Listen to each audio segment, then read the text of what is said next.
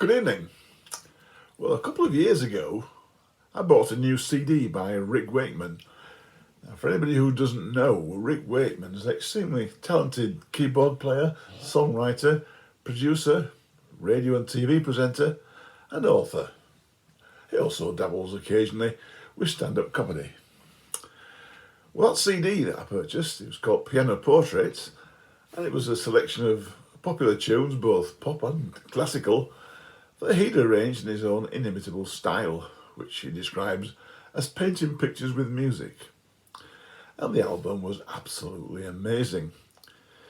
Many of the tracks were popular pieces that he'd arranged for other stars, for example, Life on Mars for David Bowie, and Morning Has Broken for Cat Stevens, on which he actually played the piano accompaniment, and famously didn't get paid for it. So I was delighted with the CD for all of about 2 days, because it then suddenly dawned on me that I could never perform like that. And I found myself comparing his life to mine. Well, he was born the same year as I was, just a couple of months later in fact. As a young child, he enjoyed knocking a tune out of a piano just as I did, but unlike me, his parents took steps to develop his skills, and he was given formal training, latterly at the Royal College of Music. I, on the other hand, embarked on a more conventional employment, picking up my keyboard skills in my own time, the only assistance being from a friend who was a resident organist at our local working men's club, and that resulted in my own progression to the club circuit.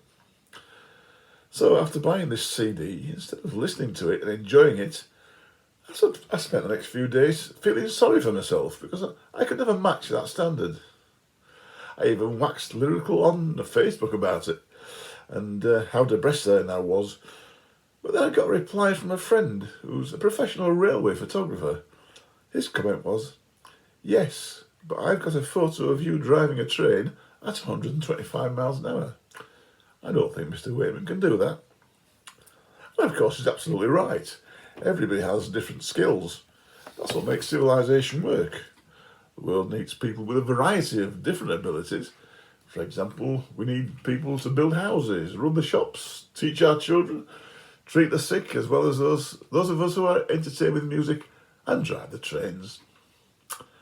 Now, how well do you remember your school days? Well, mine were quite a long time ago, so many of my memories have been lost in the mists of time. But something that does shine like a beacon is the memory of our sports sessions. I was one of those people who was interested in most sports, but was totally inept in all of them. So when it came to picking sides for our football games, the following ritual would take place before every match. Everyone would line up against a wall, and the two best players would be designated as team captains. In turn, they would choose a player to be in their team, starting with those with the greatest ability and working their way through those with diminishing skills and down to those with much lesser ability. And eventually, after all other options had been exhausted, they would arrive at me.